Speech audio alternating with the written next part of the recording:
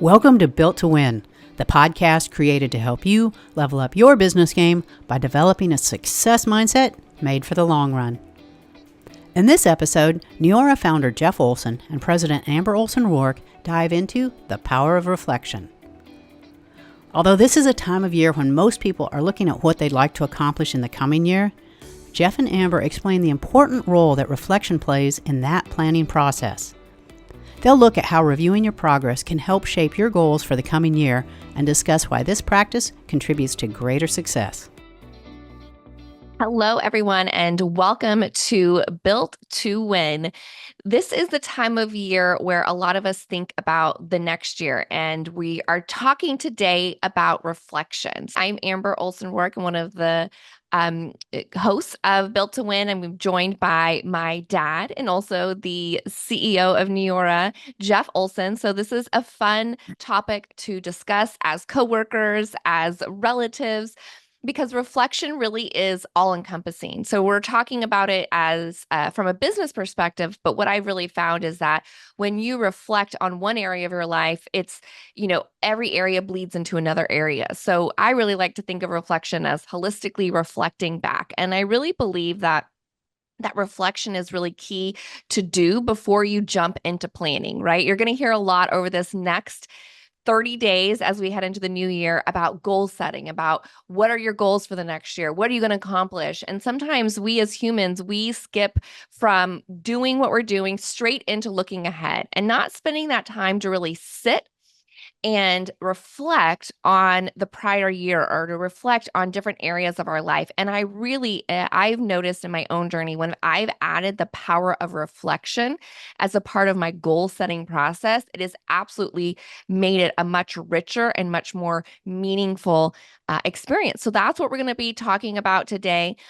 Reflection is really included a lot in the Slight Edge philosophy in the Slight Edge book. If you haven't read the Slight Edge, highly encourage you to read it any time of the year, but especially right now is a great time to reread it or read it for the first time, because any goal you set for the new year, the next step is how do you accomplish that, which is all about what the Slight Edge is about. So we're have the privilege of having the author of the best-selling book, The Slight Edge, here with us.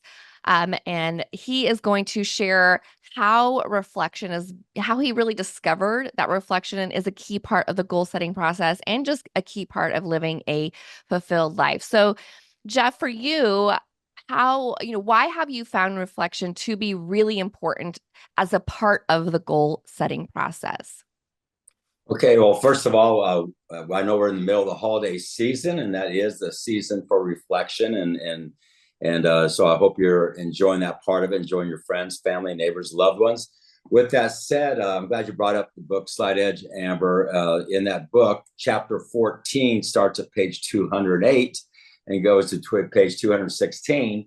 And it's called Use the Slight Edge Utilities, or Allies, I should say. But what it talks about is, number one, momentum. Momentum is, you're either having momentum left or right. You're up or down with your activities, okay? But then it's called completion. And it talks about the power of just doing things, even if it's little things. Like, for example, you don't make your bed, okay? Just make your bed every day for a week. And that's a completion. It will change the way you approach things. But then it goes to reflection, and then it goes to celebration. And it talks about how everything you do is create some kind of momentum, up or down, good or bad, in your life, which is leading to some kind of completion, which leads to reflection, which leads to celebration. So I'd ask you to just, if you have the book, go read those 8 pages, because it really dives into this subject very, very, very well. So a lot of times when you think about reflection, you do think about celebration, okay? But it's also a time when you're not always just looking for the good. You're looking for the things that maybe are not working so well, because it's just as important to know what's working as important as to know what is working. But in the book, I quote a book called The 1 Minute Manager. It's a historical book. And the main thing about that book, the biggest line about that book was, and it goes through all the things people do is be a great manager, but don't go around always finding what's wrong, what's not working. Go out and find what's working, what's right, and celebrate that, reflect on that with the person in front of you. So it's just a part of the process. And so what I have found in life, and why I made this a part of the book, because I just really believe there's always a process you're going through. Another way I look at it sometimes is called plan, do, review. I would plan something, then I would do it, and then I review and be the reflection. And doing that to see what was working and what maybe wasn't working, or what needed to be tuned up even more. And so it's kind of like what you're looking through for reflection is you're finding your baselines, and you're kind of using it as a grade card more than anything else. And I think it's just important to know what to do as to know what not to do. Okay. And so what I have found for me I have found everybody around me, or every great organization, it lives a life of goal setting. Okay. And people do it in different ways. And, I have a very simple 6-step process where I say it needs to be specific, it needs to be written, it has to have a time element attached to it. And then there's got to be a plan to do it. And then there's got to be a price you got to be willing to pay. And then you got to look at it on a regular basis. That's kind of part of reflection. But in that, one of the things I've always said is the plan is the least important thing to get you there, because the plan you start with will not be the plan to get you there. But what I mean by that, back to plan, do, review, it's constantly adjusting. Think about a rocket on the way to the moon. It's on track, they say, about 3% of the time, off track 97% of the time. But it has these sensors, these gyroscopes, and it's adjusting its flaps all the time, or its propulsion, to keep it on track. But what it's doing, it's reflecting. Okay, it's looking at where am I, where I headed, and it's adjusting to go forward. And so it's just important to know who you are, where you've been, what it's done. Okay, to be able to make the right decisions about where you're going to go. And so what you'll find is reflection is a really big part of goal setting. And it ties in perfectly to celebration, because celebration needs to be there. You need to spend that time to give yourself grace for the things that are happening in your life. And I'll speak to that later, because I think it's a real important, as we go through life, you're going to have challenges. You're going to have things that you don't feel are going quite the way you want them to go.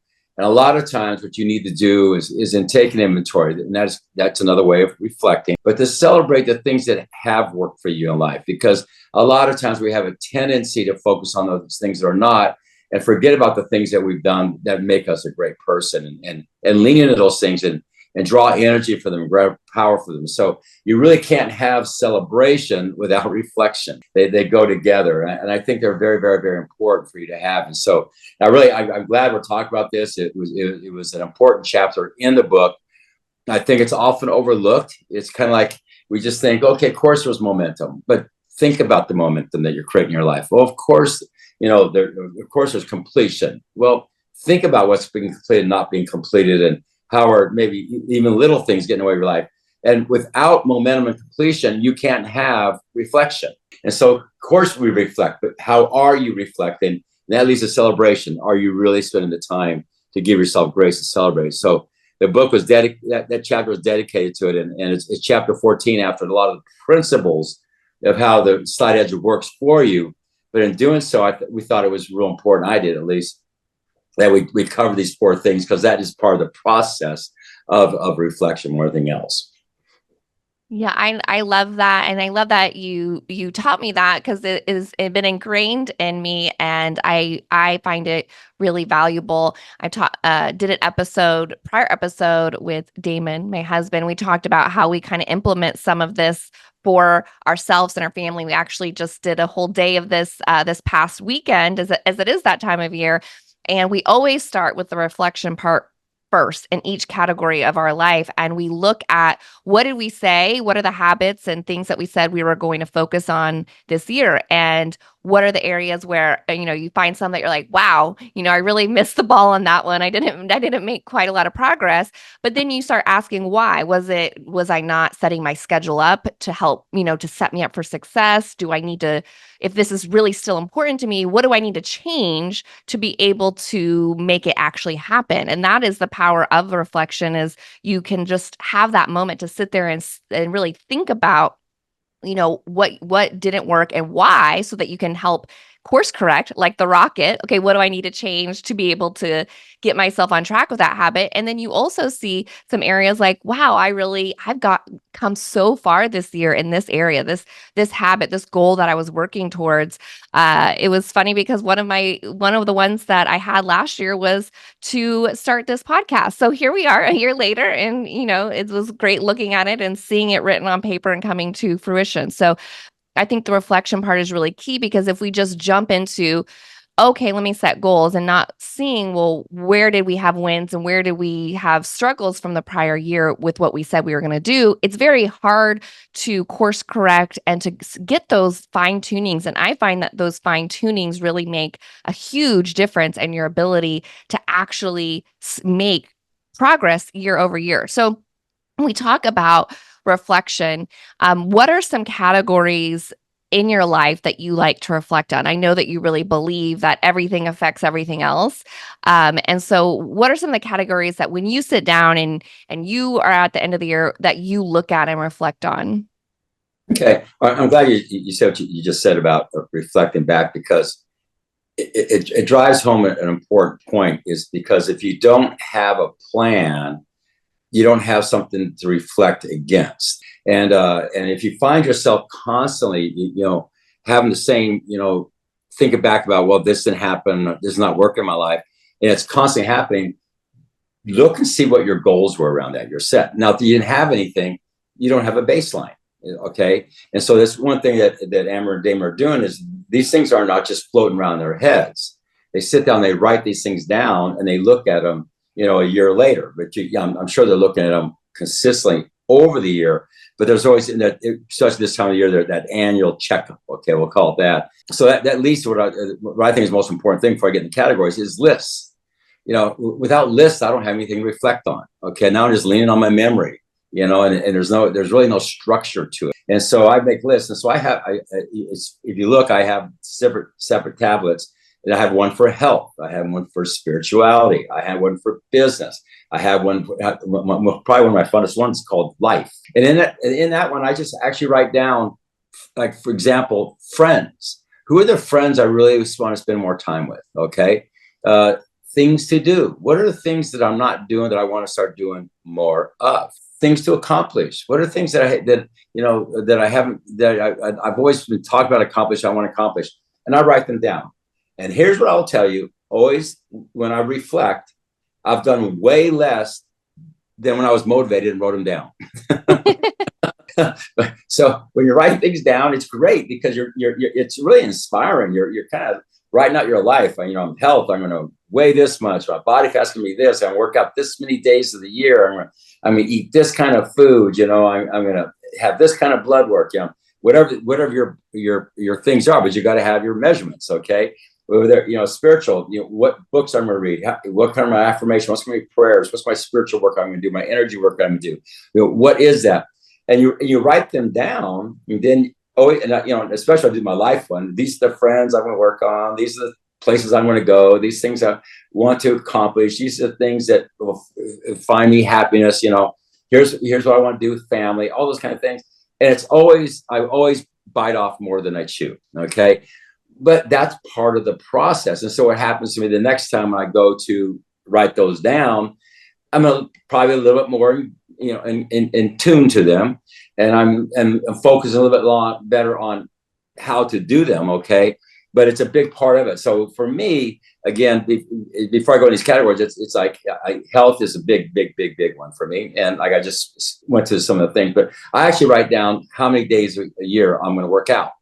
And you could go, how can I do that? I just do it like, okay, on an average week, I'm gonna work out this many times. On a good week, I'm gonna work out this many times. On a bad week, it's gonna be this many weeks. And on a terrible week, it's gonna be none, like I'm traveling to Asia or something like that. Let's just think this whole way through. And I come up, and it's usually somewhere around 250 times, but it's gonna be 200 to 250 times.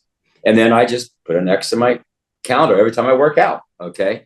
And then I put in health, I'll put down what my blood work's going to look like, what my goals are, my blood work, because I get my blood work done a couple of times a year. These are like KPIs. In business, you have a KPI. These are my KPIs for my health. Spiritual is more of a subjective thing, although it is things you do. But when you think about prayer, when you think about energy work, but I do things like that. I have people that I work with for my energy and the spiritual side of my life. It's a part of my life that I focus on. I have coaches. Okay, I think when you think about a coach, or we always say have a workout partner. What you'll learn, what real coaches do, is they show you the mirror. That's the first thing they show you, is they have you look in the mirror. What is that? That's reflection. And we always say people need to have coaches. They need to have mentors. They need to have workout partners. But the most important one is yourself. The most important one is yourself. And so, for me, I do, especially on the spiritual side, I have coaches in that area, because there are people can let me see myself better than I see myself. Business, that it's a simple one. You're establishing growth goals, you're establishing success goals. In Neora, are we going to launch products? Are we going to open countries? What's our what our field's going to look like? It's just a lot of different things. And I set those, and so, but again, none of those mean anything that they're not written down to me. And some of them are more specific than others. Some of them I really do have a strong timeline. They're not just a wish, I hope this happens in the year 2020, 2025. But without having done that going into 2024, what would I have to reflect on right now? And if I didn't have that to reflect on right now, what information would I have to make better decisions about the list when I do it again? Goal setting and lists and reflection go hand in hand to my call projection. Okay, because without it, you're just like you're wandering aimlessly. You're kind of wishing and hoping. Okay, reflection is not just an emotional thing. It's a physical thing. It's something where you're reflecting on decisions you made. Now, the more you've written them and made them specific, the more you were committed to them. Okay, then when you reflect on something like that, it has more meaning to you versus something you hope for. I hope things are like this in 2025, and you reflect in 25. Well, that was a nice one. You threw it out there, but it's just a hope. Okay, and that's why it's so important to me that we tie the goal setting. Okay, we tie written things into reflection, because it gives you the baseline to draw from to make better decisions going forward. And at the same time, also, I celebrate, because I hit a lot of my goals. This year's been a great goal for working out. I've worked out way over 250 times. And I've had some great runs, like a 44 out of 50 one time days. Did a 44 out of 50 days in a row. That is some great runs. Those are something I celebrate for myself. From a standpoint of eating and health, I think I've been great. From the standpoint of spiritual, I've nailed it. I've been working with two spiritual energetic advisors, and you talk about when I get on those Zoom calls with them, I focus there. Okay, it's helped me a lot. And so those are things that because I made them important, and because then I did them, I'm now feeling very, very good about myself in those areas. Okay, and all that's going to do is inspire me to how can I do better in the year 2025? Without the baseline or the goal, and without the reflection, I wouldn't have the energy to go to even bigger and better place in year 2025 in those categories. Yes, I totally agree. The writing it down is super important. Damon and I, the categories that we do are our health, our faith, our marriage, our kids, relationships and friendships, our career, our personal growth, and our finances. And so I try to take the subjectiveness out as much as I can, because then it does give me something to reflect back on. My workout goals aren't as ambitious as JO's. But I still put them there because I want to make sure I at least keep doing, that. It's like, workout, weight lift at least twice a week, walk at least twice a week. And I keep track of that. And then some years I don't want to scale it up. I just want to keep doing it. Some years, maybe I want to scale it up. So there's some areas, you get to define success, what success looks like for you in each area. And some years you're going to want to really go hard in a certain area. And some years you want to just maintain where you are, and that's okay. But it's hard to know if you were successful or not if you don't even know what you were aiming to do. And like be a better parent is not a goal, right? Like, so how are you going to know if you're a better parent? Like who's going to tell you at the end of the year? So, again, we try and break it down, like as Jeff is mentioning, to specific things. Like I'm going to take each girl on a one-on-one date each quarter. I'm going to pray each night with each girl. So then it's like I can gauge how I showed up for those things. And when we go through the reflection part and we see something where we really didn't give it much effort at all, I always see it as it's either change the action or change the goal. Like, don't keep writing down a goal that you're never going to do anything towards, because maybe it's really not that important to you. You thought it was, maybe society told you it was, or someone else told you it was, but you've got to get honest with yourself. Is this actually important to me? And if it is actually important to you, keep the goal, but you've got to change the action. Or it's okay to say, you know what, maybe that isn't that important to me, and focus on something that is. So I love doing all of the different categories. I truly believe that, viewing yourself as a holistic human is really important. And you don't want to be out of balance where you're killing it in your career and like the rest of your relationships and your faith and everything else is suffering. Like you want to have true fulfillment, which comes with that balance. People always think about balance as time. I don't necessarily think it's that way. I think balance is aligned priorities across every area of your life. So, we're talking about reflection as this, what you do at the end of the year, which I know we both do in different ways, but accomplish the same thing. But I think it's important for people to understand that reflection shouldn't be just once a year. You have that deeper dive once a year, yes, but it's important that you make it more of an ongoing habit. So what advice do you have on ways, like practical things people can do to make reflection more of an ongoing habit in their lives? Very good one. For me, this is an easy one. But if you don't have the foundation we'll talk about up to this point in time, then you don't have something to break down. Okay, so you need to have that bigger picture, and then it comes down to activity, and it comes down back to the Slide Edge book. Slide Edge book is all about consistency and persistency. It's about doing the little things that seem to make no difference at all in the act of doing them, but doing them over and over and over and over and over. And so, what it means by that is when you look at the things like Amber went through, those sound like 9 or 10 categories. Every one of those are great goals, but you achieve them through simple activities every single day. And so for me, I have my list, and my lists sit right here on my desk. They're right in front of me every single day. And the way I do it is the way I do it. Everybody does it differently. Some people are totally electronic, and I find that amazing. I don't know how they do it, but they probably don't know how I do it my way. Okay, it doesn't matter. It matters that you do it. But here's what I've learned, and I learned this some time back, and it's worked for me amazingly, and it's worked real well for me when I was working with especially sales forces, and that is, at the end of the day, write down what you did to be successful. Okay, successful means just accomplishing. What I do to be healthier today? What I do to be more spiritually aligned today? What I do to be stronger in my life, and which is friends, family, that type of thing. What do I do to be better in business? What did I do today? Because what I found another problem people have is because we have a tendency to get up and I'm gonna make my list of things to do today. I do that too. Okay, but then life starts having its way of rearranging things, okay, and getting in the way, and things come up, and all of a sudden you find out at the end of the day you really didn't do the list that you wrote down that earlier that day.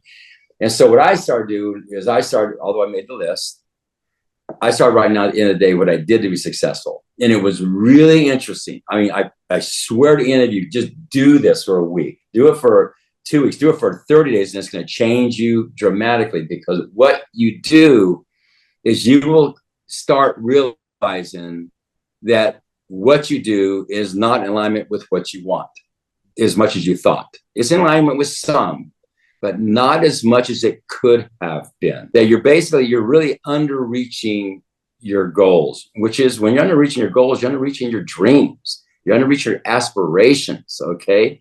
And so what it did to me, it got me, when I got into a day, just earlier in the day, adjusting. Like that rocket, whoa, I'm off track.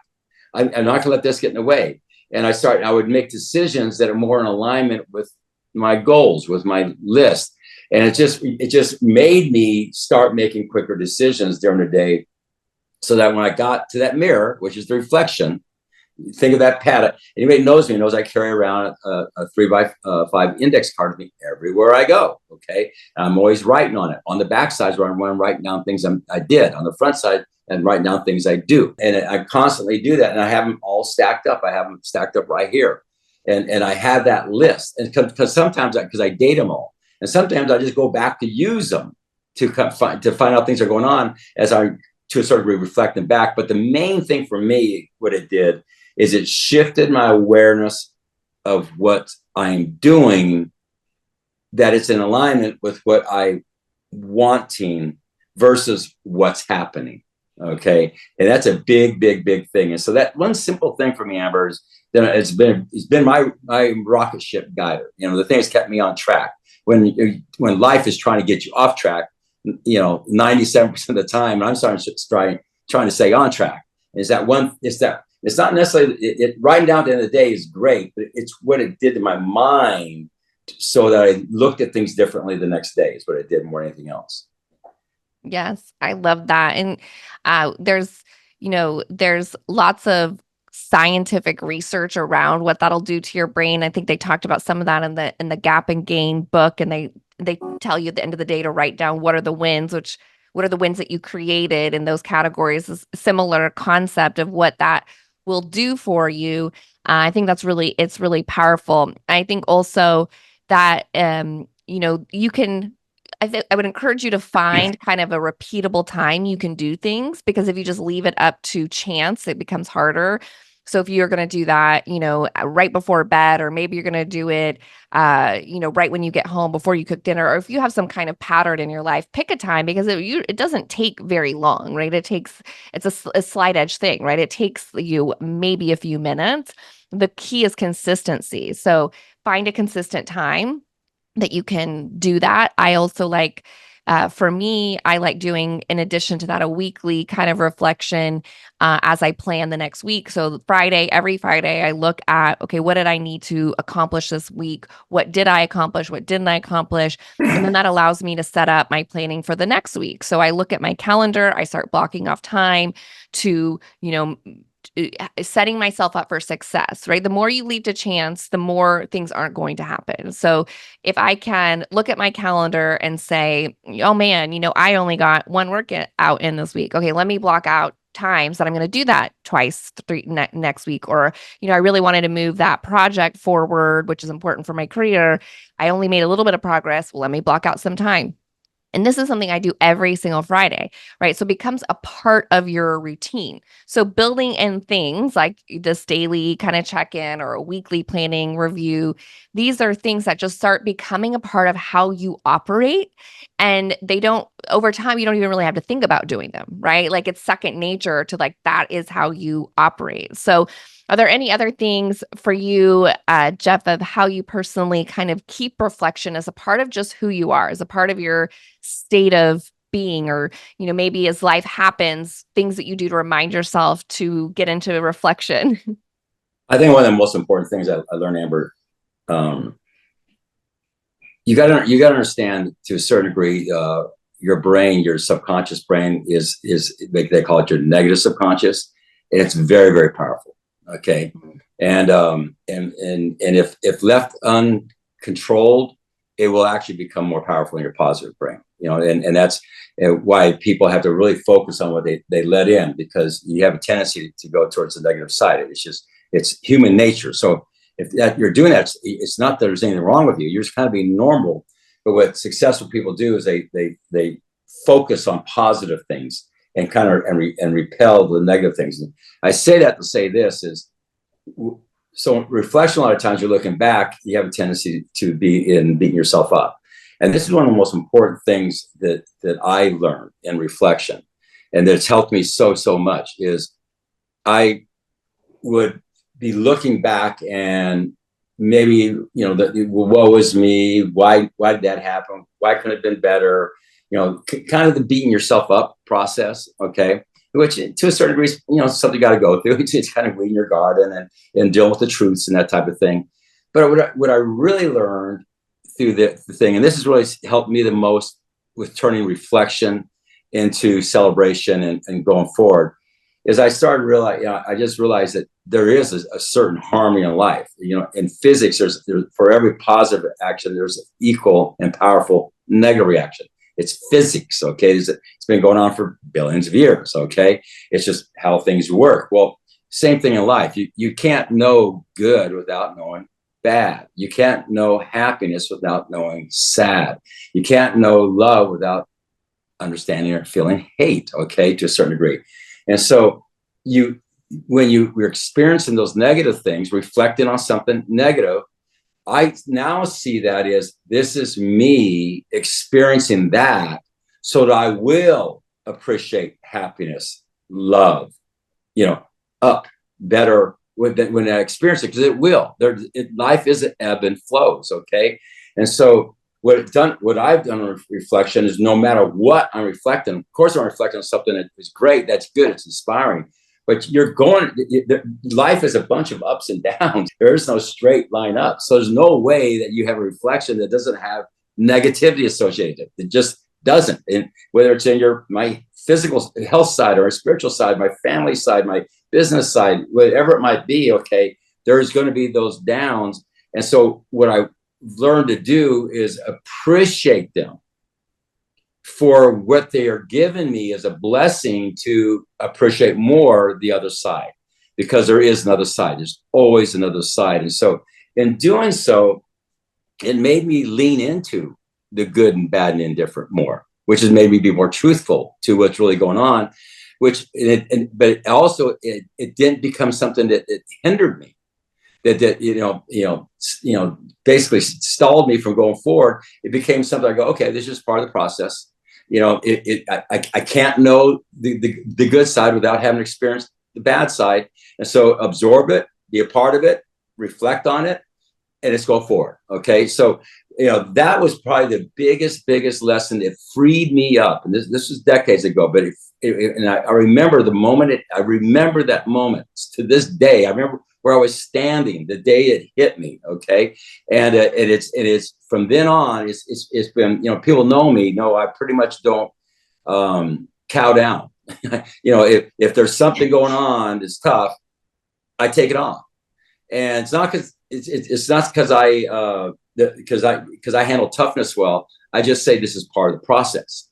This is part of what I have to go through. So in my reflection, because I have the right philosophy for when I'm reflecting, knowing that it's not all about good, there's going to be negative.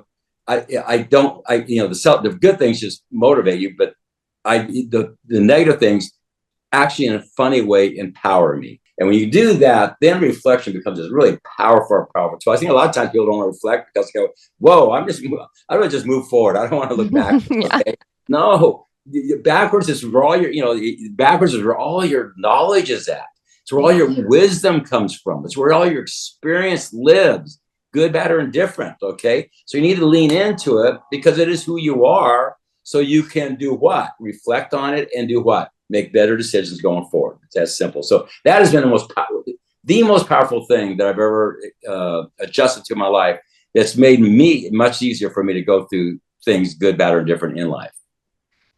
I love that. I think, and as the longer, at least for me, the longer that I've lived, the more I see that those certain things that you didn't necessarily want to happen developed in you something that you were going to need later on in life for a different season. And had you not gone through that, you wouldn't have been prepared for the next thing. So there is always, a reason and a path. It's just sometimes hard to see in the midst. So that reflection and how you describe that is, I think, truly an unlocking move for people. So guys, there's a lot of practical tips that we have shared here, and I really hope that you take the time to put them into practice and to decide that you're going to be more intentional this year with your own reflection practices. And you take this time of the year to decide what you want to reflect on and what that then translate into for what you want to do next year. But closing out, Jeff, you've had a really successful life in a lot of areas. And so as you reflect back onto all of the lessons and the journeys that you've been on, what are some of the top lessons that you would like to share with listeners in your own reflection journey? One of the things I've learned along the way is I have found that almost your strength, your weaknesses are the exact same thing. They exist right next to each other. You're such a great, you're this person, you're motivated and communicate well and do this, but you're negative. Well, you communicate this. Whatever you do really well can also be right next to what you do really not as well. So that's one thing I've learned in life is and again, that's part of what I just talked about, reflecting, is understanding what's driving me is also sometimes what's getting in my way. So part of that. Along that way, for me, I've lived pretty much a whole life. I've lived feeling as if I didn't do as much as I could. And anybody outside watching me would think I did more than you could ever imagine. Okay, I've been a very motivated guy. I'm consistent, persistent. I go. But so one of my biggest lessons is to give myself grace, because I have a tendency to always think enough is not enough, and that's just kind of it comes with my personality. But it served me well. It's my strength, but it's my weakness. Okay, that's what I'm trying to get that point across there. Along the way, though, the thing that I think I learned the most, Amber, is people matter. That's why we said make people better. It was the key thing behind this company, and I've actually in my life have had a tendency that a lot of times the wrong people attach themselves to me.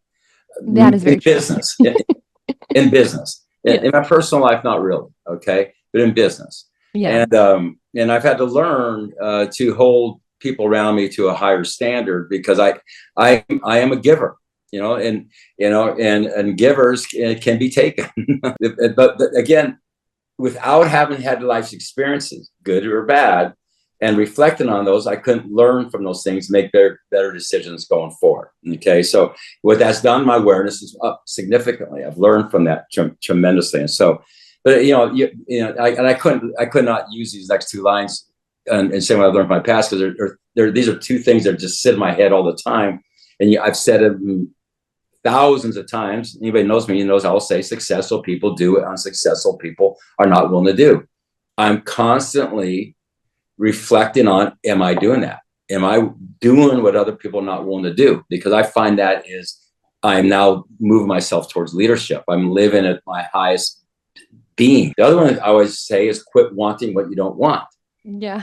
And that sounds so weird, but it's so true, because we have a tendency to want the easy way out, or to want it just be this way. And well, no, if it was that way, everybody would do it. And so when it's a way, again, reflecting on something that's not a positive, but drawing a positive from it and inspire me to make a better decision. But I couldn't do that without reflection. Okay, so quit wanting what you don't want is a part of not letting those things that would take most people down, or most people use an excuse, is to get in the way. And really the last thing, Amber, is the whole book. The reason I wrote the book, The Slight Edge.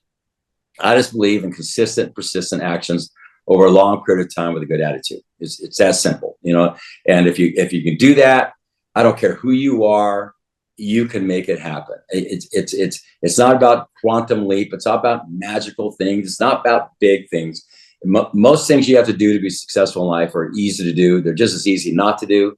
And it's about, consistently doing them, persistently over a long period of time. But again, without reflection, I love how this is woven in here. Without reflection, you don't have the baseline. You don't have the gray card, okay, to see what you're pushing against. Those are kind of some of the basic things that have, kind of molded the way my brain works now. It allows me to process information better than I used to process it.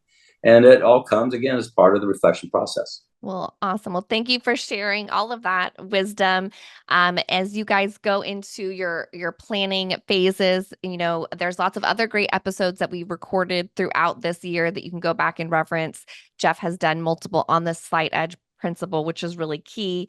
If you're doing planning around your entire family, there's an episode called Intentionally Planning Your Life, where Damon and I dove deeper into some of what I talked about here today. But I think even if you just take what you learned in this one singular episode and apply it, it really is going to make a meaningful difference for you going into 2025. So we thank you for listening. And our final podcast that'll be coming out in a few weeks of this year is going to be around goal setting. So this episode here is going to really set you up for success in being ready to set and achieve some really amazing goals in 2025. Thank you, everybody. That was Jeff Olson and Amber Olson Rourke talking about the power of reflection.